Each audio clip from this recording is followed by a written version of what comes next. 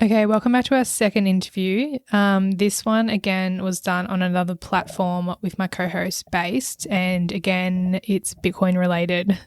So today's guest, his name is BRRRBON. So we talk about the origins of his name in the podcast, but he's a clay artist from, I believe, Nashville in the States. So he's doing some really cool things with creating like clay characters and then inscribing them onto Bitcoin. And it's really cool because he has like this whole lore behind his characters and like world that he's created. Yeah, really interesting and cool stuff. So yeah, again, please welcome BRRRBON.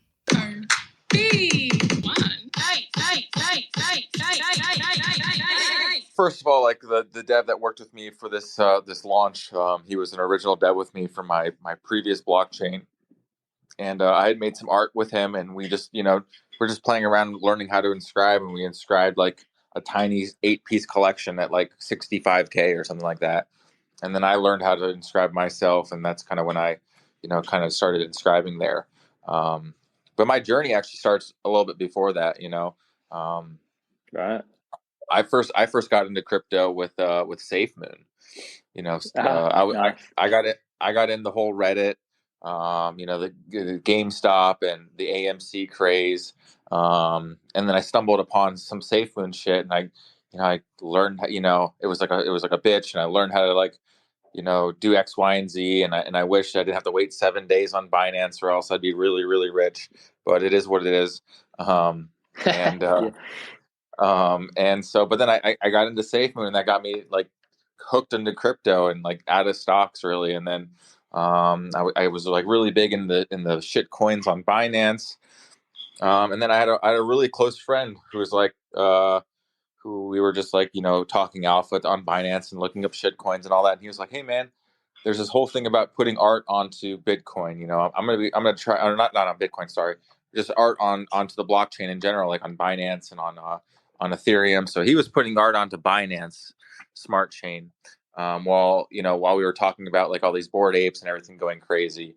And then I was like, all right, man, these are some crazy gains on Ethereum, but I couldn't afford the fees, so I just went onto YouTube and looked up like cheap NFTs.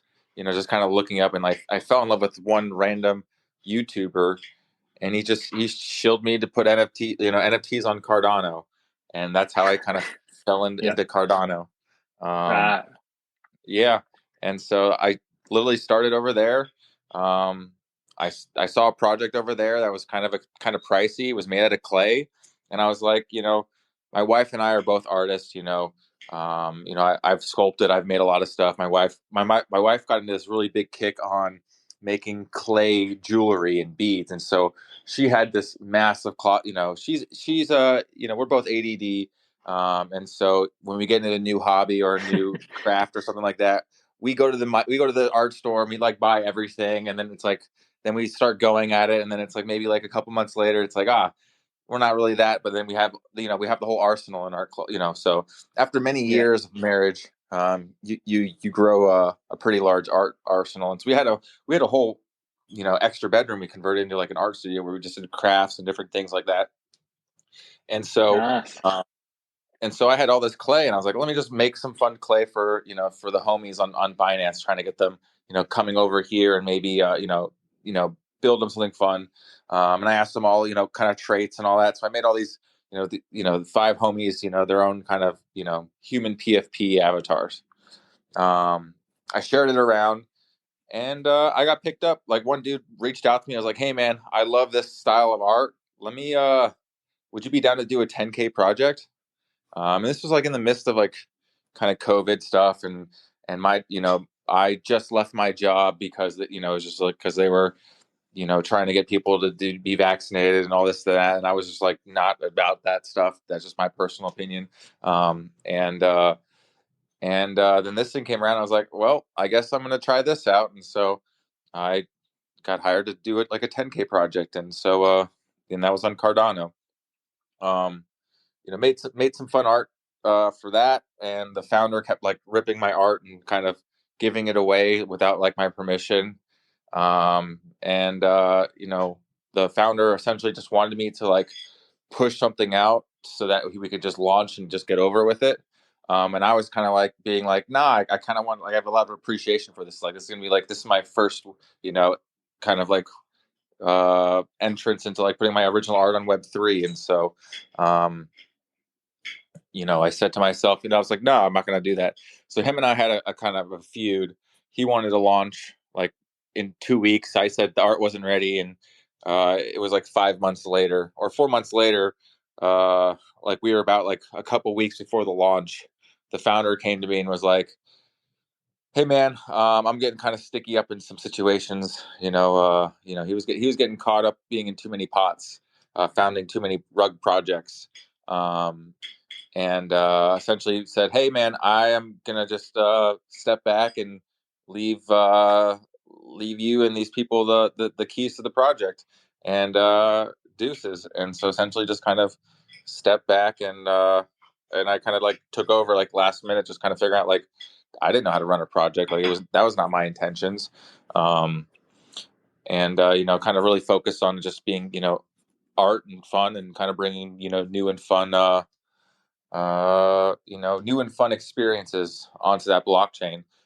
There was never like any really big like reveal mints. Like there was no such thing. It was like you mint and get it right away. So I was kind of the first project to kind of really bring a reveal mint, and I think I did it for like a week long or something like 3 or 4 days, and just kind of bringing new kind of concepts there. I try to make it fun and exciting, but unfortunately, on that blockchain, people don't really care about like art or doing unique stuff. They're more about the utility. What kind of token are you getting? What kind of staking can I get for doing this? Like that's what they were all really caring about. And I saw Frank kind of making some moves, kind of moving other blockchains, and I was like, you know what, like I don't really get appreciated here. There's another clay project. Everyone calls me a derivative project just because we use the same medium. It's not like if you see two pixel projects, you call them a derivative of each other because they're pixels. So it's like people were just calling me a derivative project just because we use the same medium. And I was looking at moving either to Solana or Polygon. Like I had pretty large people over on both ends trying to have me move over there. My community, I kind of told my community that we'd be looking cross chains in the fall of 2022. And essentially in January, I kind of started getting a whiff of ordinals. And that's kind of I was like, oh damn, ordinals. This is interesting. And then I was like, okay, I can get JPEGs on the blockchain. I need a node. And then next thing you know, I stumbled upon the Bitcoin punks. And that was like, I think the biggest game changer of them all. Like the Bitcoin punks being in that Discord, I recognized that there was people from Solana, people from Ethereum, from Cardano, from HBAR, from VeChain, from all these blockchains. I realized it was like a melting pot of of uh, of just people, and no one was arguing about what blockchain was better. Everyone was just talking about um, they were just talking about Bitcoin and Bitcoin punks, and no one and everyone was agreeing that Bitcoin was the top thing. Yeah, and at that I remember point, that. oh yeah, and then at that point, I was like, okay, let me try to figure out how to inscribe on here, and so that's when I started inscribing under 100K, like the race to 100K. And then after hitting the 100K, I realized that Ordinals was the blockchain for like my community to come over to Bitcoin, right? So if you guys are not familiar, people who come from Cardano, they're very chain agnostic. Like they're very prideful of their chain. Everyone in crypto tends to calls Cardano the black sheep. Charles Hoskin this and that. They have their reputation, but at the end of the day, the community is very strong. The people there are fantastic. But it was just Cardano, and so I just knew I needed to move out, and so um, seeing how ordinals was, I was like, okay, let me try to teach people about ordinals. Let me teach them about like wallet structure and UTX. They already know about the UTXOs being on Cardano. Let's teach them about like how to inscribe. We got to teach them about compression and this and that. So in the month of February, or like near the end of the month of February, I threw out this thing into my community and said, hey, I'm going to be opening it up for as many as up to 300 spots, or I announced it at like 125K inscriptions. And I said, I'll be open up for 300 spots or until we hit 200K inscriptions. And at that time, inscriptions were going pretty slow. And essentially only 155 people, they took the option of burning their assets from Cardano and self-inscribing it onto Bitcoin. As pretty much just like learning how to self-inscribe, sending it to your wallet, setting up multiple wallets, just things like that. Just understanding ordinals in general, in case, as a complete experiment. So we had 155 people do that. They took my original art from Cardano, and we compressed it, burnt it over. It was a complete white glove treatment. It was definitely a learning opportunity for most, and a complete blessing because it was we used ordinals wallets, so everyone, like about 90% of the people inscribed before like 177K. They used ordinals wallets, so they all got airdropped to Pixel Pepe, and so they're all pretty happy. Pixel Pepe's, I think, went up to like a floor of like, I don't know, something like almost like half a Bitcoin. And they also got airdropped like 777 pups. So if those guys held on to those Pixel Pepes and those pups, like they'd be making a killing. So definitely a decent amount of people forgot about that Ordinals wallet because when everyone kind of shifted away from Ordinals wallet and moved over to other wallets and used like Magic Eden. So those Ordinals wallets were pretty forgotten. So when I reminded everyone to go back and check out their Ordinals wallets, and they saw their 777 pups at like $5 or $6, pretty excited. So so that's essentially kind of how I really got started in Ordinals. I tried really kind of as a community project. I really tried to kind of share those clay pieces from Cardano. But I soon quickly kind of got like reminded that I came from Cardano, and Cardano tends to have a bad name in the reputation of crypto. And I realized that, like, all right, I had to, I have to kind of, move on and put all my focus into Bitcoin, into ordinals. So I decided that I'm shifting my complete focus into Bitcoin and ordinals, like in March. And like half the community hated me, half the community loved me. I got called every name in the book. When the ordinals dead period came through, everyone was just ridiculing me, tagging me, being like, oh, you decided to do that.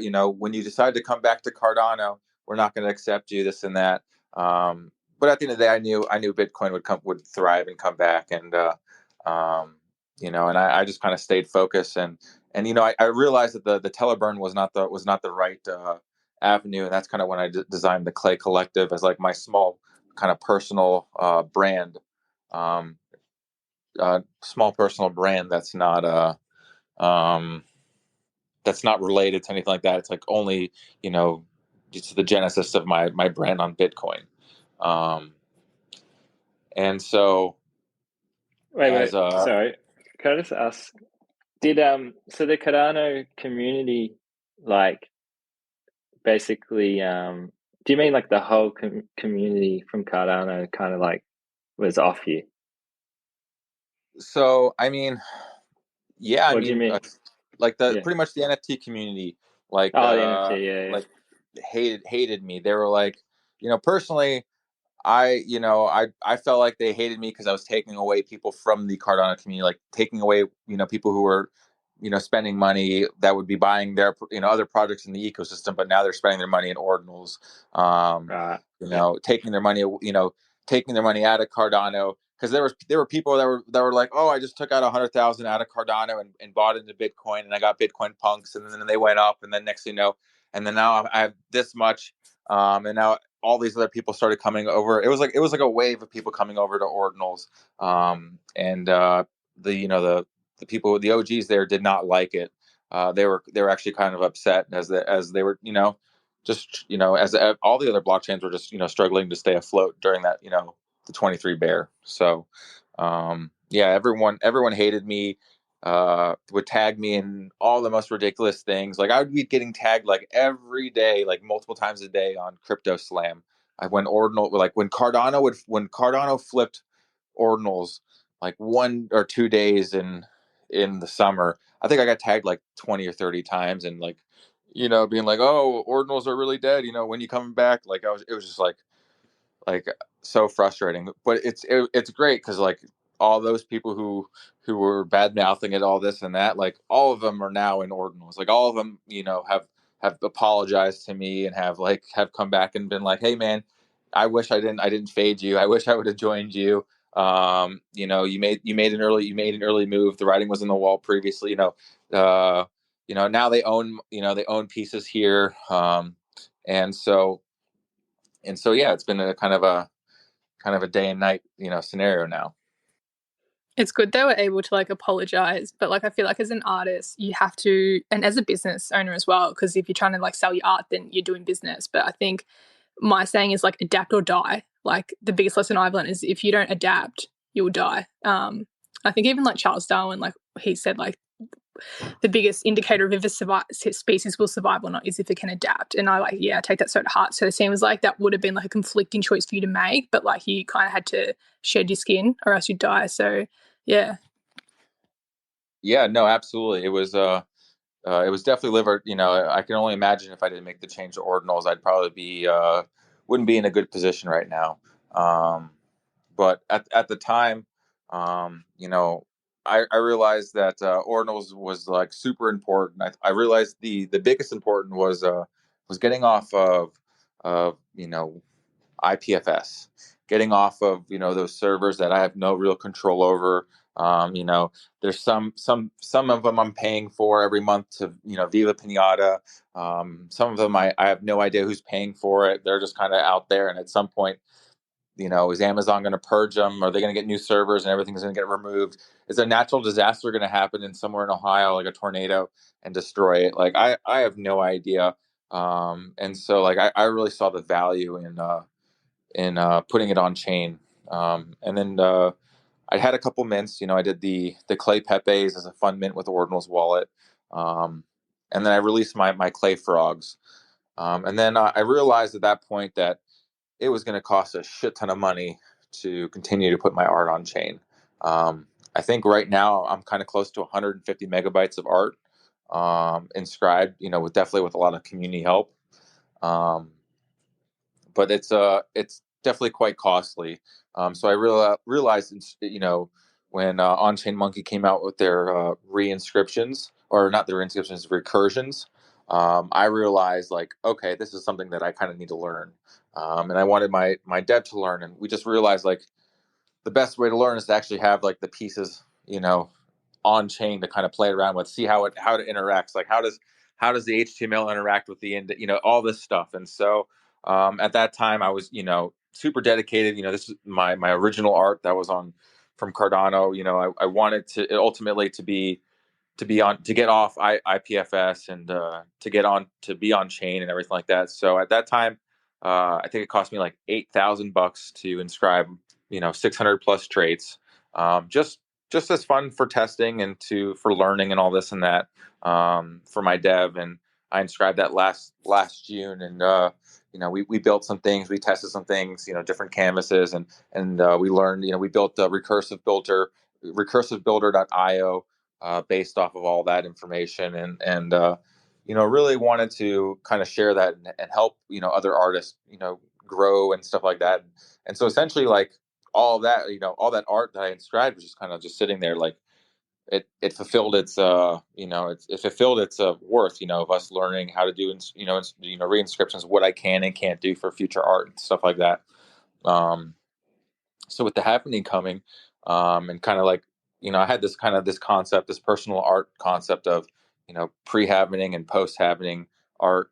And so I already had it inscribed. I had everything. So I was like, okay, let's I told my community on Cardano, like, I'm not going to be on Cardano anymore.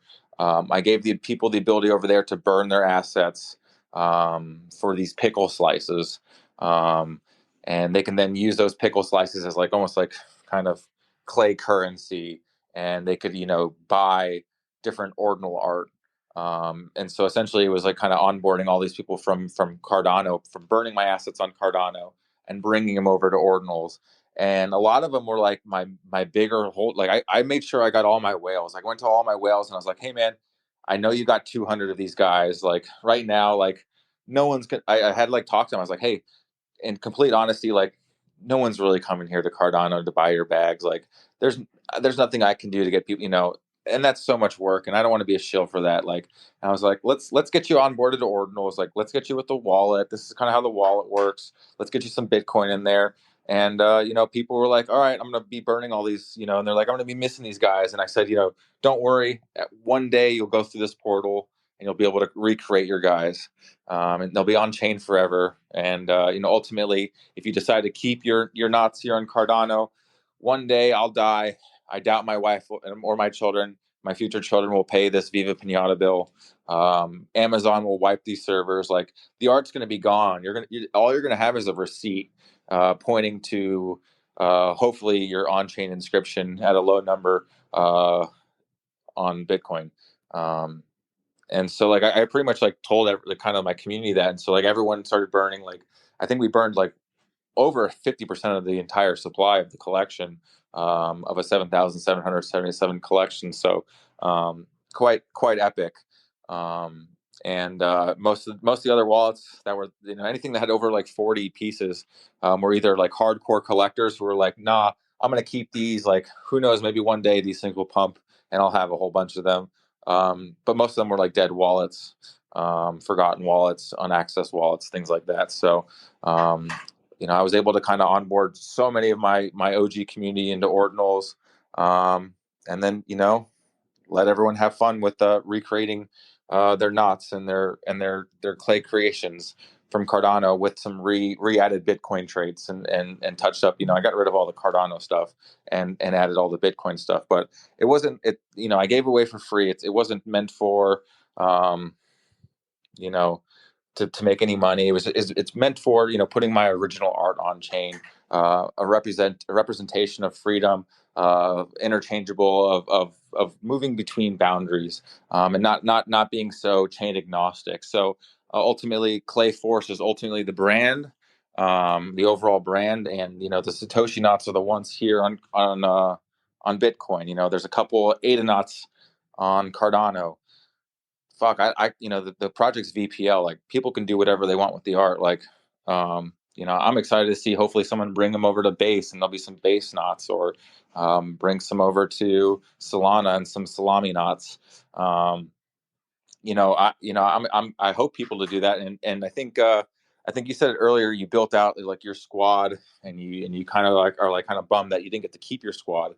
But at the end of the day, like my project, when we minted, people didn't know that mints, when you inscribe something, it's a two-part transaction. I feel like a lot of people have been so used to pre-inscribed mints, so they just, they mint it, their payment goes through, and they get their inscription right away. So a lot of people had to learn that it was an inscription and a two-part aspect of it. And the second part is a lot of people learned about the mempool and learned like, oh, why did I paid for this in 50 confirmations? Why haven't I got anything? Like a lot of people learned the mempool. They learned how to bump the mempool, and ultimately the art is for everyone. Like I'm going to be bringing back the builder here pretty soon, just so that people don't know like they can't just inscribe something and it goes into the 10K. But ultimately, you have these creatures that you control whatever you want. If you want to go back into the builder and reinscribe something on one of your characters, and so you can reinscribe your army, you can go ahead and do that. Like you can reinscribe what you want on there. Like ultimately, you could do whatever you want. It's Bitcoin. It's your art. It's all on Bitcoin. So I'm just kind of excited to kind of bring back the builder and let people have fun with it. Wait, so I can go and build some more, but they're not part of the collection. Is that what you mean? Yeah. So I don't think I'm going to allow part of the collection. I have something weird inside, maybe a conceptualization of something, but I don't think it would work. Allowing people to reinscribe with stipulations and then change the collection. Maybe I'll do that. Maybe not. It's all about the art. But I'm leaning on not changing anything of the collection, like keeping that permanent, but allowing people to, you can reinscribe as much as you want on there. Do a parent-child, like do whatever you want, build whatever you want, have fun with it. You don't even have to inscribe it. You can just right-click save. But I'm going to bring back the builder, and let people have some fun with it. Yeah, that's awesome. Definitely was fun, and I noticed that like you obviously had a certain amount of like the skeleton wings and the butterfly wings and so obviously I tried to build one that looked really cool, and then I was like, of course, it's already been taken. So then but then I had some really, really cool, like clean ones just with like obviously, like always the naked ones with no traits look clean as well. I was trying that, and yeah, I could end up with very cool. I had fun just like playing around with it, because yeah, it was cool that you allowed us to play with it before. Well, I mean, in that whitelist phase, anyone could kind of build one and wait for the public, and that was also just another like it was just cool to see. And yeah, I found it like it actually was like the highlight of my whole day. That day was just like running around like trying to build them, and yeah, it was funny. Let's go. Cool. Let's go. I think the biggest thing we realized is we probably should have turned off the random button in the public mint and forced people to build stuff. I think that would have been cool. Because I'm realizing. Sorry, go ahead. I was going to say, people were obviously like spamming the random button and then the mint button, I think. Like, yeah, I don't know. Maybe like, is that what you were going to say? Or yeah, I think people were just spamming the random button and then the mint just to get into it. It was just kind of going so quick, and that kind of ruined the whole kind of experience and kind of what I was trying to do. So a part of me kind of wants to, I don't know, maybe do this, maybe not. Maybe I don't think it's ever been done on ordinals for a project. Maybe it's smart, maybe it's dumb. I don't know. I gave away this stuff for free. It's people floored it down to 54 cents. Like at the end of the day, like why not just change boundaries, push boundaries? Like, at the end like a concept that I had was like, let's say you had a Igor. Igor is the one-eyed blue guy, right? Let's say you had that character. And it had some t-shirt on it, let's say it had eyelash eyes and it had the mustache, and you got this guy and you're like, all right, I got this half male, half female alien looking creature. Maybe you love it. Maybe you don't want to change it. Maybe you just want to, update the t-shirt to another, kind of basic trait t-shirt, and maybe update the eyes to another basic trait eyes, and update the mouth to a different mouth, and this and that, and essentially reinscribe something, then report back to me saying, hey, my character, this was the original, but I reinscribed, not using traits outside of my boundaries, but now it's more personalized and more customized to me, and I'd rather this be a part of the collection. Still be on the same kind of set, but at the end of the day, it's just a different piece of art showing. So it's kind of like a change of the end point, if that makes sense. So I wasn't sure if that, kind of inspired by the globs and that project. And kind of how like you had to reinscribe something to see if you survived or died. And it was just, a concept that at the end of the day, an expression of the art and the flexibility of the art. Yeah, no, that's a pretty cool idea, because it would still show up in the history of what it started as, right? Exactly. So like hypothetically, maybe there's no cap on, at the end of the day, there's not going to be more, like no more butterfly wings will be created, or no more skeleton wings will be added to the collection.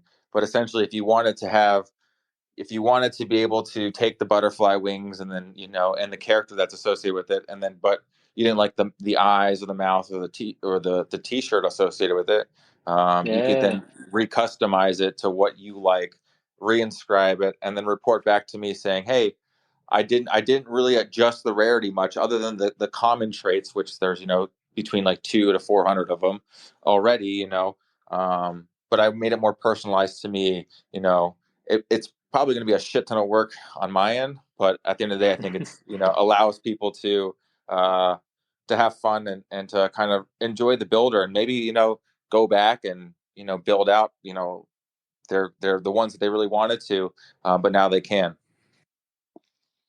Yeah, no, that's actually a really, really cool idea. I was just imagining I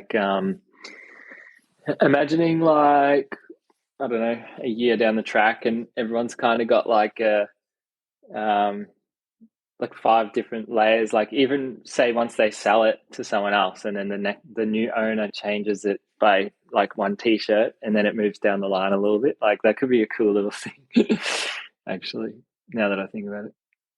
Yeah, I mean, people can create new things, different things. At the end of the day, you could create, you can inscribe, you can personally inscribe 10 of them. Just be like, hey, this time of month I want to change it to this. It'd be fun to try to find a way to not have to manually do it, um, but since there's no smart contract and all that, it's all manual now, and only really because of the what's it called, of Magic Eden, all the collections. The metadata is all changeable, but ultimately, at the end of the day, it's still a 10,000. It's like a 10,000 sat collection. It's all on 10,000 sats at the end of the day. You speak a little bit about like the work, how much work it is, and that's something I wanted to ask you about. Is like, what actually is the process? Like obviously you make it with your hands, and then I see, you take the photos yourself, I'm guessing. So I'm just wondering if you can like walk us through the process of making it and how long it takes, and yeah. Yeah, absolutely. So when I first got started making it, I made the green character, named him Adam because he's kind of like Adam and Eve, the first character, and essentially, um, with him, he is uh, I kind of designed him and made all these traits, but then I realized like I wanted buddies for him. I wanted other alien pals with him, but I wanted them to look a little bit different. I didn't want them all to look the same. And the tiff I had with the founder at the time was he was just like, "No, let's just keep the one Adam character, and then just change his colors." And I was like, "No, no, that's boring. That's what everyone else does. Like, I don't want to do that. Like, I want to make 7 different characters. I want I got so excited in the art before I started doing it, and I was like, I want to be able to, I want each character to have like their own different ice cream cone for the ice cream trade. I want every character to have a different money in their mouth for the money in the mouth trade. I just had this grand idea of like, with all these collections, like why don't we have more variety with traits within traits? Um, and so I said that to him, and he was like, "That's stupid. Like, why would you do that? Like, no, we'll just change the colors." And him and I got in the argument. That ultimately led to where it was today. But essentially, I built out the one character, and then I built out another character, and I was like, all right, I just had to kind of redo all the exact same traits all over again, and I had to do them from all the characters. It was painful, but it took like 4 or 5 months to do the whole thing, and to do take the photography of it, then to um, ultimately, when I first got hired on this project, I was only hired to do the art, the crafting, and the photography of it, and to send it to someone else, and someone else to do the Photoshop. Um, when the founder and I got into a tiff, he told me that he would be doing the Photoshop of it, and I've seen his Photoshop work, and it was real trash. And I was like, okay, well, I don't really want to be doing this at all. Like, just giving my art to some random dude who doesn't know what the hell he's doing, just to fuck it all up, right? So at that point, I decided I had to learn Photoshop, and so I took like a crash course, like 2-week course in Photoshop, YouTube videos left and right, like figuring out like what I needed to do and all that. And so doing all the photography, putting cropping out all the photos, putting into Photoshop, layering it, doing all that. Um, yeah, that it definitely took a lot of time, a lot of effort. There was no guidelines or nothing out there that says like, hey, this is how you do this, or X, Y, and Z. So it was definitely a learning opportunity. And why I wanted to make sure my original art, all that work and effort that I put into it, like that learning curve, like it was just so massive. I wanted to make sure it was on chain forever, and why I put it on here on Bitcoin. And then like what happens like once you've taken the photos and stuff, like with the actual clay? Like, do you keep the clay? Do you reuse it? Great question. So most of the time on my recent craftings, I use animator clay. Um, it's just the clay. I like the texture of this clay a little bit better, um, especially in certain temperatures, and I've been using it a lot lately. But during when I crafted this collection, I did it all in the kind of the polymer clay, like the baking clay. Um, like sculpty clay, and essentially I baked pretty much the entire collection.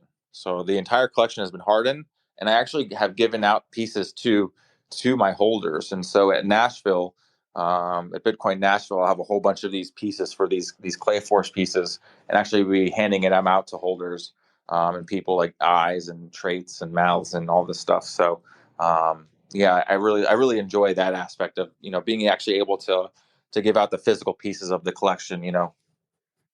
Yeah, that's actually awesome. Like, I could love to have one on my dashboard or something. I was also wondering, like, I've seen like you do some videos as well, and is that something you do often, or I'm guessing it's really time consuming, and so you'd be limited. But is that something that you enjoy doing? I love doing the videos. My biggest issue is that every all my memory cards are usually full, or I get into some weird like ADHD mindset, and I'm just like, "Ooh, this looks like a cool thing," and I start doing art, and I'm about like three-fourths done, and I'm like, "Ah, shit, I forgot to record. I should have. This is something I should have been recording. Like, God dang it!" And um, so that's usually the case. So um, here recently, like after this rune happening, everything like that, I've kind of, have decided that I just kind of need like a little bit of a refresher on the art stuff. I need to kind of like redo my whole, the art studio, kind of make it a lot more video friendly. Just set it up so that it's like I don't have to like worry about being like, oh, did I hit record? Maybe I'll be recording all the time. My wife's always saying like, oh, you should start doing stuff on TikTok and start doing stuff on YouTube and start getting more of an engagement and a following out there, and maybe try to bring it back into crypto, or maybe not, or just build an identity, build a brand, stuff like that. So definitely trying to get more video, because I feel like a lot of people like the video stuff. Yeah, definitely. I wanted to ask like who your influences are. RE videos, like it's giving a bit of like South Park vibes, but also like it's reminiscent of like the 80s, like Ray Harryhausen. I don't know if he's an influence for you, but I just wanted to ask who were your influences. Oh, for like a lot of my most recent kind of like my promotional fun videos. I just mean like in general, like in making the videos and yeah, or just overall as an artist as well. Oh yeah, no, it's definitely like a lot of like South Park. Robot Chicken is definitely a huge influence. Just kind of like quirky, kind of like nostalgic things. Me being kind of a '90s kid, I feel like I lived the greatest child generation ever, because I got to experience like things before technology, and then I also got to be like on the cutting edge of technology and kind of learn like kind of at a very quick pace, and then being able to like really get into the spotlight of like multiplayer internet video games, and kind of the front line of that. Like I feel like I'm so jealous of like I'm so jealous of my generation getting to experience that, and I feel like new generations will never have that experience. Like they'll always experience that screen time their whole entire lives, and not experience like, hey, come home when the street lights come on. So Yeah, that's cool. I was gonna say I can definitely tell that space is an influence for you as well. And I actually had written down like video games. And what I was going to say is, because I was looking through some of your work, and I think is it Adenauts? Might be saying that wrong, but I've looked through the whole story that you have about like the progression of like your characters as they go to another planet and they dehumanize, and how they rehumanize, and I'm like, that is such a cool concept and like so original. And yeah. Is this the project that you're currently like working on? Because I think it's one thing to like make the clay figurines and stuff, but like you've developed like a whole like storytelling is a whole art within itself, and it's like wow, there's so much like complexity. Fuck that word up, but like there's so much, it's so complex, and there's so many dimensions to it that it's like wow, you can see that your mind like yeah, like kind of goes out there, and it's like cool to come along with that. And so do you mind talking about that a little bit, the story behind like the Adenauts, if I'm right about that, if that's what it is? Yeah. This is kind of the genesis story of Clayforce. We started on Cardano. Um, when I was given the keys to the project, people were having expectations of coins and things like that, and I knew that. I was like, I'm not doing any of that. So I tried bringing a cool concept with the art and with the storyline. And so essentially, I worked with the community on helping choosing the characters' names and all that. And so the community voted on pretty much all the character names, and had tremendous community involvement with this. We created this. I tried to create this really intricate lore airdrop dynamic to where we would have this community voted based lore, and the community would vote on kind of what locations or what activities they'd be doing, and I had this whole list of ingredients that'd be airdropped. So like hypothetically, like the community would pick like two of the characters, and they would go on this adventure, and they'd find this ingredient on this adventure. And so all the characters, all the people who had this character, would then get airdropped an ingredient. And then it was just, we would kind of progress the story as a lore, and continue on with that. And we went on for multiple chapters. I think we had like 75 pages of lore that we progressed on. The only issue was like, it was just we were gonna be crafting these ingredients later, but no one really had the patience. When you're doing lore, it takes time to write and to kind of progress on it. Again, we were on Cardano. People didn't really appreciate it. They, this and that. So we realized like the lore, it was like a really intricate part, and so we kind of kept it like open ended. So we're like the Adenauts kind of found the portal. They realized this might be a way to go home.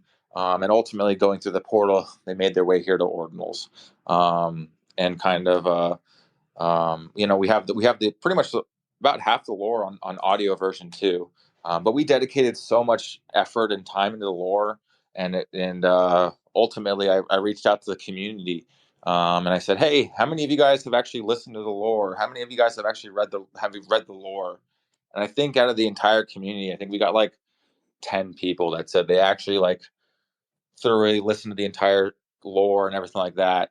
And so at that point, we realized like for the greater good and effort and time and everything that was spent, like we kind of made a part towards kind of ending the lore and kind of leaving it open ended. We're going through the portal, and so I had this whole aspect of going cross chain and multiple chains and with this art, and so with this portal, people were able to take the traits and kind of build whatever they wanted to build on, and kind of craft their aliens here on ordinals, and then also, anyone can take those traits. They're available to everyone here on Bitcoin when the builder opens up, and they can, take their knots and take the portal to whatever blockchain they really want to take them to.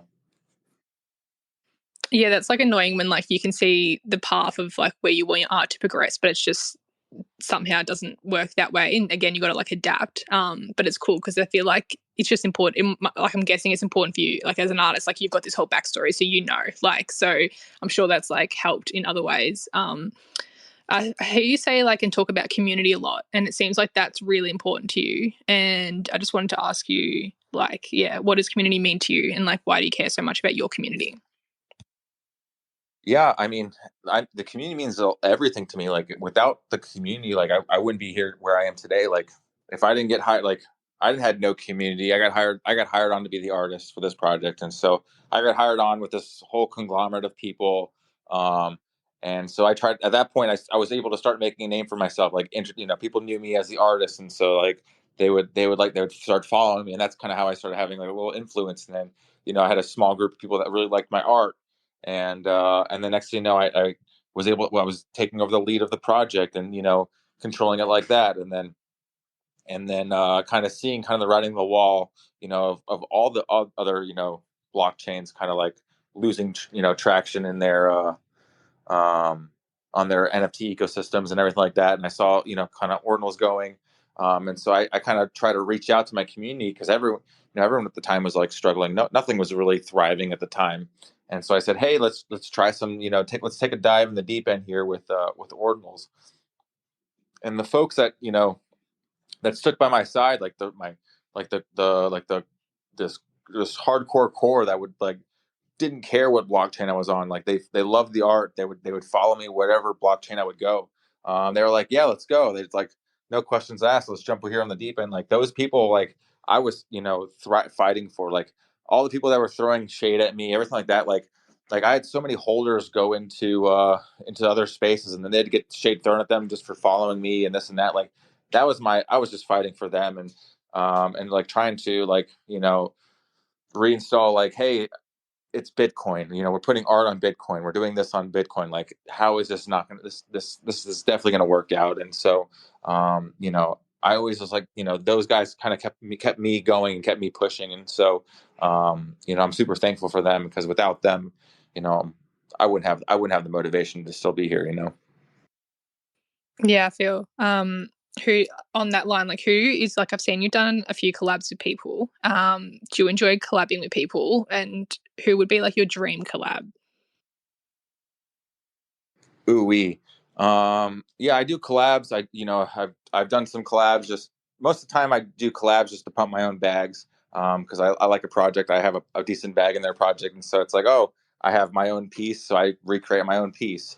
Um, or it's like something like with the Femojis, to where they reached out to me and said, hey, we would love for you to create a one of one in our collection. Would you be wanting to do that? And so I've been reached out multiple times for that, and so I love doing collabs. But I think the ultimate collab that I would like to do would either to be working with a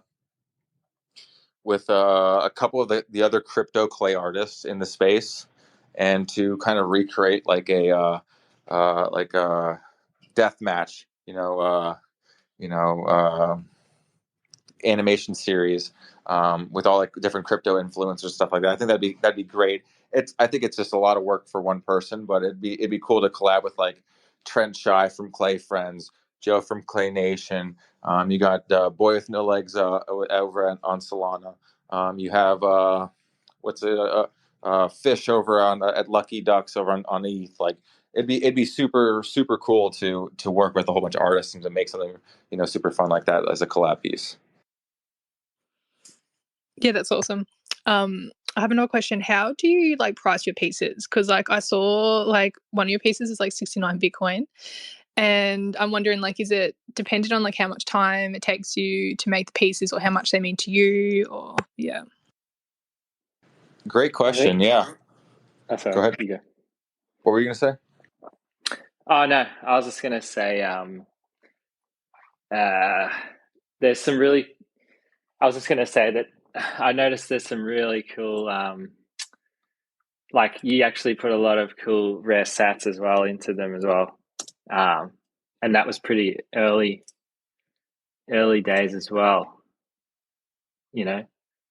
Actually, well, yeah, early enough days. You know what I mean? I was just gonna add that in. Sorry. Like I just really liked that you did. I liked how you put a lot of cool stats in as well. So yeah, that's all I was gonna say. No, yeah, it goes into the pricing question too as well. A lot of my I do a lot of fun art. Like I just do art just for fun. Like I don't charge anything. I just make it and just like send it to people and stuff like that. And when I came over to Ordinals, the cost to inscribe, I realized it was quite expensive. Like I think for me to inscribe back in the day, like 69 monkeys, it cost me like I think like 6K, because I think I screwed up a bit in the beginning learning how to inscribe, and then I had to like do some new inscription again. So I spent like 6K inscribing the monkeys, and I was like, holy shit, like and I don't get royalties on this stuff. So like I kind of like realized like, okay, so with the stuff that like my own personal branding, like my own Genesis project, like that is like usually pretty much really the only stuff I really charged for. Everything else has either been like airdropped or free or self-inscribed. I think like the clay pepes, like the second half of the clay pepes was like a very small mint price. But other than that, like my clay collective pieces have been like pretty much the only pieces have charged for. Like my 69 monkeys, I technically like really like kind of wanted to make a statement piece with the monkeys, and I charged 0.0333 Bitcoin for the monkeys, for 69 monkeys. And it took like a couple weeks to sell, but we ended up selling out. And those are probably my most OG faithful people that have been with me since the beginning. I've always tried to look out for them. they get pretty much whitelists and guarantees to everything that I've had. Even getting free stuff, they got a free cat or bear in the mint and stuff like that. So I've always tend to look out for them. But the Clay Collective has been usually the one that I've been charging for. That collection has essentially helped me, cover the cost for, inscriptions and airdrops and stuff that I've done before in the past. And yeah, it's definitely interesting to come up with the cost, because it was like the rare sats and all that. I'm kind of one of the only people that have done like a whole bunch of vintage palindrome sats, and have a real big focus on kind of more of the mathematical rarity than just the, hey, we're all doing the 450Xs and things like that. But yeah, that's all kind of like integrated into the kind of the pricing of those pieces. With the Clay Force, ultimately, like, I feel like personally, I made my money on the mint when I minted them on Cardano, and I brought them over onto Ordinals as a complete testing ground for recursion, and ultimately wanting to ensure that the art was on chain forever. So at that point, it was more of just kind of making it more of like a statement, and then kind of giving it away for everyone for free as a gesture to Bitcoin, to the people, because a lot of my biggest holders, they burnt their entire collection. Like, their entire collection is gone, like, from Cardano, and like they built a relationship, they connected to some of these characters, and so I knew that ultimately, like, they would want to come back here and be able to craft and build their dream pieces. So by people holding, like, if you had a monkey, you got 5. If you had any clay collected, you got 5 per item. So people are able to kind of recreate their old collections, but have them on Bitcoin forever. Yeah, Base loves a rare sat, and a lot of like the ones. It gets me going. I love the black uncommon is like a silver bear, and then the 2 uncommon. Oh, sorry, the uncommons, the gold ones in the Clay Collective. It's like really cool. And a lot of the Obi ones as well. Are all of the Obi ones on rare sats? Yeah. Well, I got like every 10th one is going to be very like a iconic sat with the iconic art, including the first one. But all of them all the other ones are on block 78s, but I've put them all on like 7,887 block 78s, so it reads like 7887. But yeah, and I love rare sats. Like, I love rare sats so much. Like, I cannot wait for the narrative to come back. Like, I've been just stacking I've been just stacking block 78 palindromes. Have you? Yeah, I've just been stacking them. Like, looking forward to doing hopefully something with those in the future. But I've just been stacking those, and some dude keeps flooring them for like. That's what I was about to say.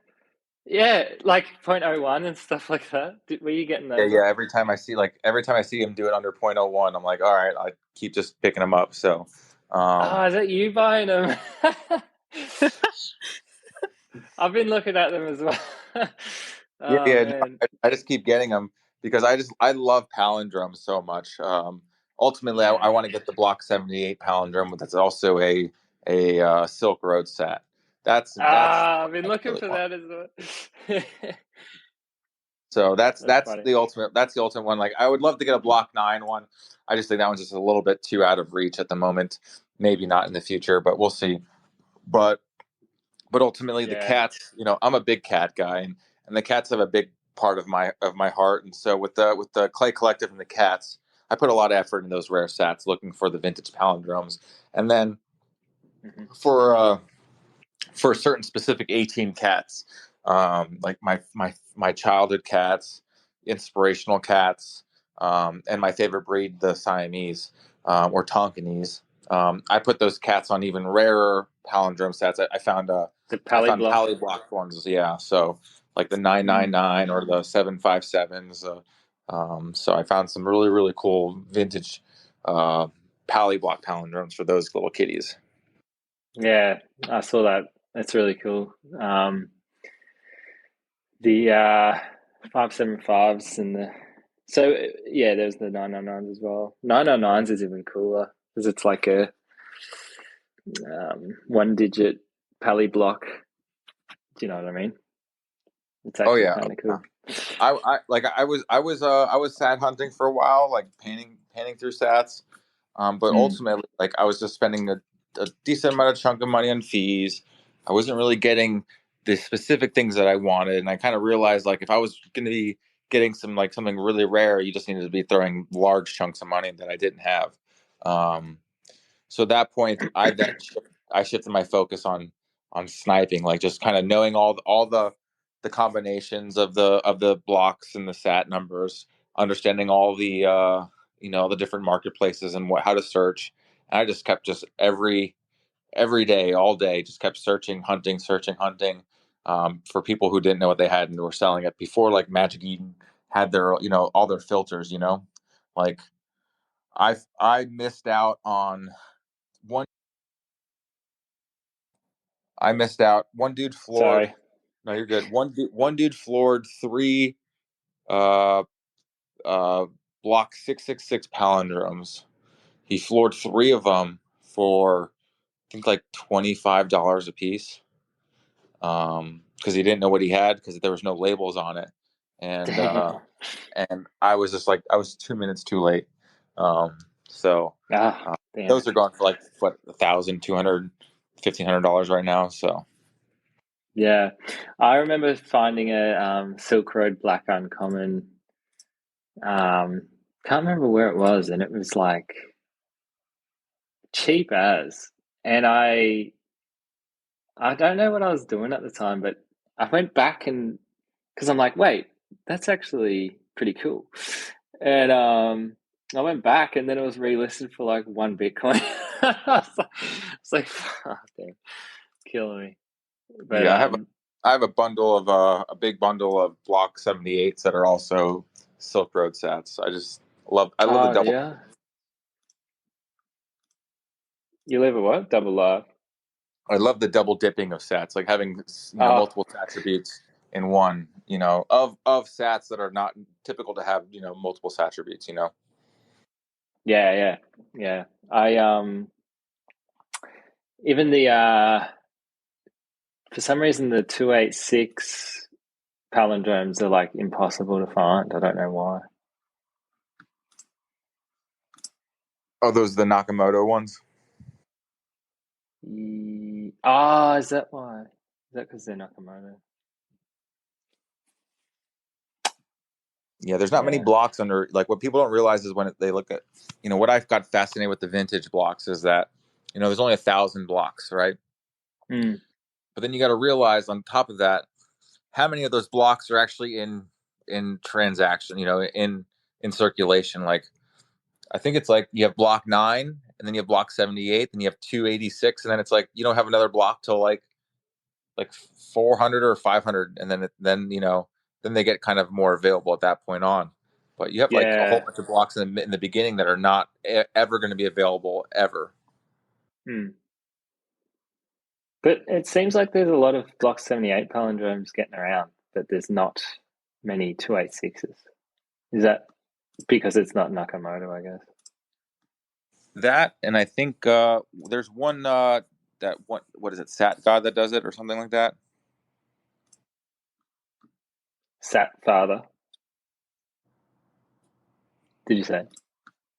I forget. There's a chart that you can look at. Let me see if I can find this. True. Yeah. Because I was just shocked at how many were popping up on the 78s, like for 0.01. It's just like, what the heck? Where do they all come from now? All of a sudden. Definitely a bargain, though. I have a couple more questions, if you're willing, Bourbon. Yeah, sorry. we No, you're good. We went on a bit of a sat. We got a bit excited about our sats. No, it was interesting. I actually enjoyed it. Yeah. You go.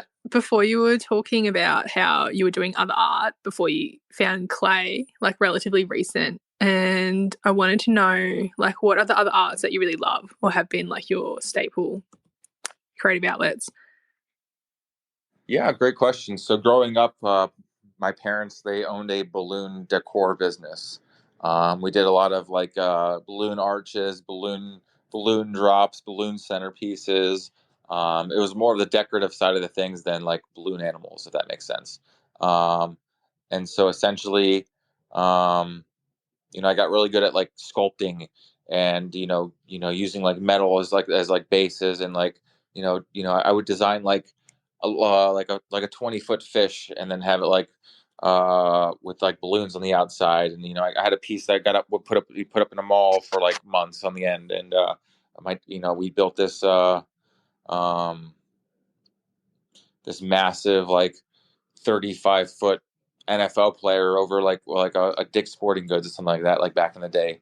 I think it was Sports Authority, not Dick's.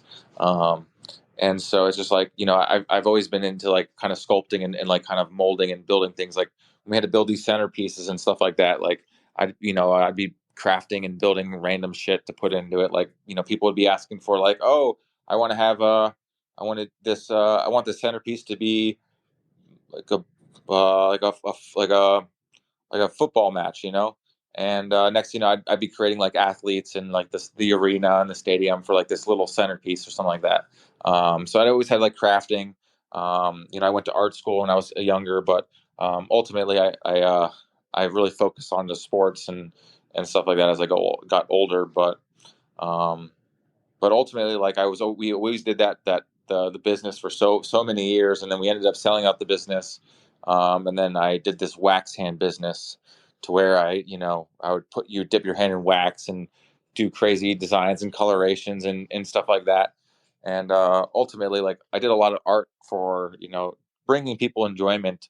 Ultimately, it wasn't really the art that brought them the enjoyment, but more of the experience. And I realized at an early time that if you can bring an experience to an art, to a piece, to an event, if someone can come home, take home something from like a like let's say hypothetically, we meet up in Nashville, and you have one of my clay force creations, and you have like this let's say you have the purple one, and I give you the exact purple eye that you have that's in your creation, right? And you put it on your desk. Hypothetically, every time you look at that creation, you're probably going to remember the moment that you got to meet me, or you're going to remember the whole Bitcoin Nashville event. You're going to remember something about the art or something like that. Like it's gonna bring you back into an experience other than just the art. And I realize that ultimately the experiences are always more valuable than a lot of things in life. That's cool. I feel like I can feel that like multi-dimension thinking behind your art again. If you weren't doing clay right now, like what do you think you were doing? Do you think you would still be doing clay as much as you do? Or and then in line with that, do you schedule time to do other arts as well? Or is it pure clay? So I like personally, I would love to do like every year. I try to tell myself to learn a new medium, learn a new art. I've done like charcoal and watercolor. I've done oils. I keep telling myself I should try to learn how to do blender, but then I feel like if I do blender, I'm never going to touch clay again. And but lately, I've been kind of focusing on kind of getting back into playing golf and getting into more outdoor activities. And what is it? Um, yeah, just I ultimately would love to try to get into like glass blowing or um, something to do with more with clay, but like in different ways. Like I did ceramics for so many years. Like I loved pottery. Doing pottery and stuff like that, and ceramics like that. But maybe kind of finding a different way of doing kind of ceramics or something unique like that. There's different art forms with clay all around the world. So maybe kind of jump into something different. Yeah, that's cool. I like that you say, like, mention golf as in, like, that's important because I feel so much of me. Like, I feel like I divide my time into like four, and one is like create, one is play, one is rest, and one is learn. I feel like I can't just be creating all the time. Like, I kind of need this balance, and like that kind of ties into that, I feel. I have like one last question. How to pronounce your name? I know we're a bit far past this, but is it just pronounced like bourbon? I want to do one. I'm gonna say BRRRBON. That's how I read it. So it is bourbon, just like the whiskey bourbon. I'm a big bourbon aficionado. When I was creating my art name, I was like, what do I create? Like, I love the meme. The printer goes burr with crypto and in stocks and all that. And so I was like, okay. And then I love bourbon, so it's like, why don't we just do bourbon? But it is great when I speak to people from Latin American countries or Latin countries in general. Like I speak to this one group from Argentina, and I never correct them on it, but they always say, "Oh, welcome back, bourbon," and I just love it. I can never get enough of it, and so it's like every time I jump into space, they all do it like that, and I never correct them because it brings such a smile to my face. That's so good, actually. I love it. I was going to ask you, like, where did the name come from? Like, were you just like really cold one night and just drank some bourbon, like brr? No, but it comes from the printer going burr, and then my love for bourbon. Before I got into NFTs, I'm still doing it, but I buy, I consume, I sell, I trade. Bourbon is pretty much like non-fungible tokens, I'd like to say, and every year they come out with a new version of it. So, that's a good way to think about it. What's your favorite bourbon? Ooh, that's a tough question. Right now, I'm really loving Jack Daniels. Has been really stepping up their game in into the more collectible rarity of their selection. They're kind of in the past, Jack Daniels is like, oh, they have the number 7, and they just have that one.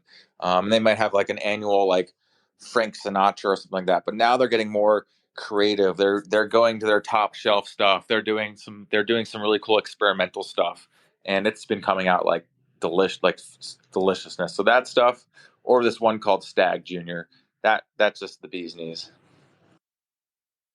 Cool, it's good to know. I wonder, it's probably a bit different in Australia. I mean, no, we have Jack Daniels, but yeah. Well, I love all types of like whiskeys and everything, so I can understand it for sure.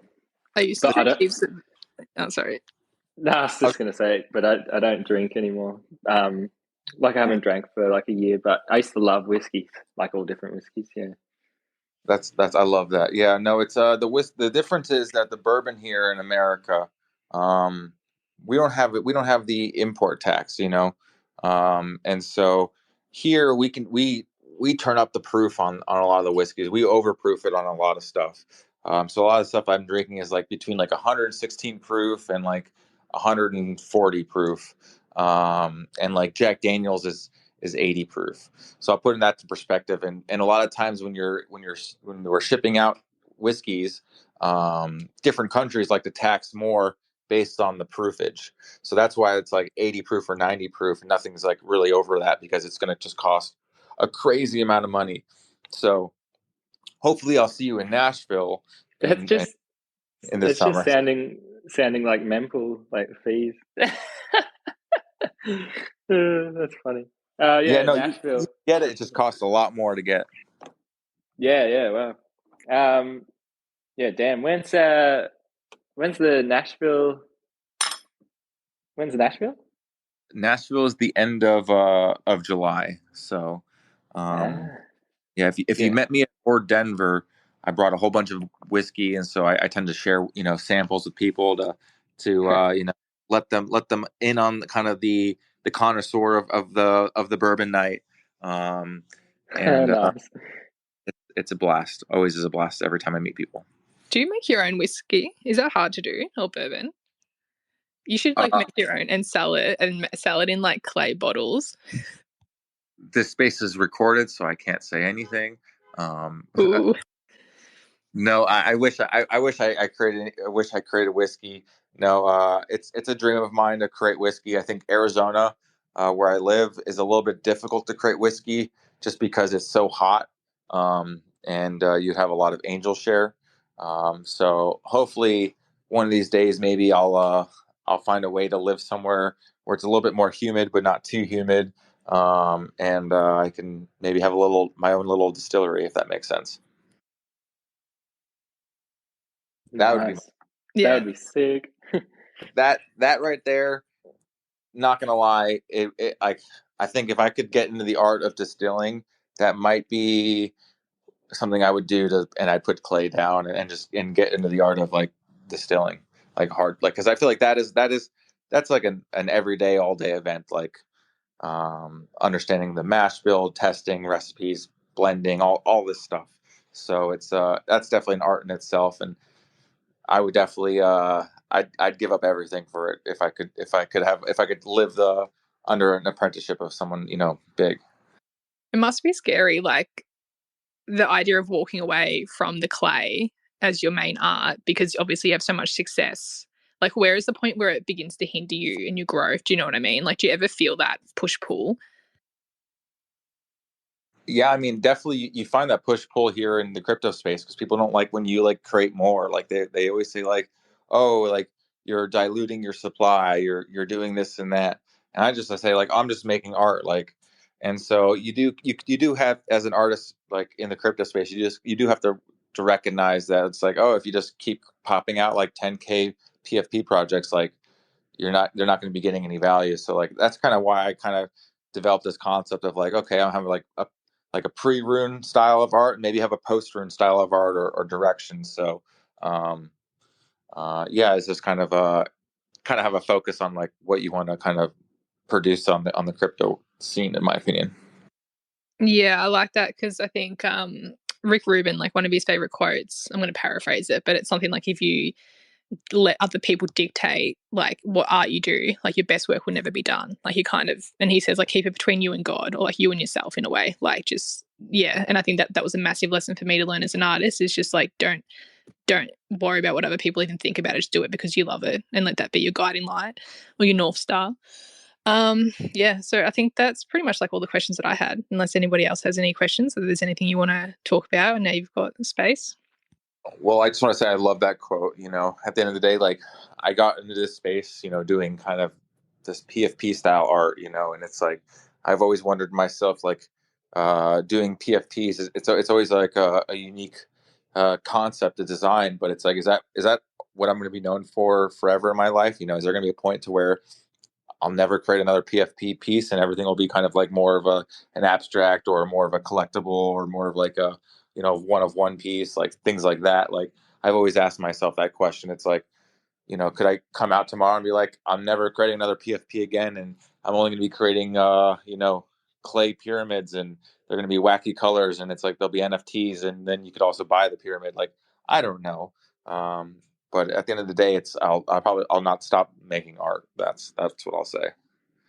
Well, it seems like you've learned how to like trust your gut anyway. Like, you've walked away from different platforms and copped hate from it, but trusted your inner knowing. So it sounds like you're on the right path with that. I actually just found the quote, so I'm just going to read it. If we second guess our inner knowing to attempt to predict what others may like, our best work will never appear. By Rick Rubin. Nice. That's pretty cool. I love a quote. I fucking love a quote. Yeah. Quote's my special interest. Yeah, I love it.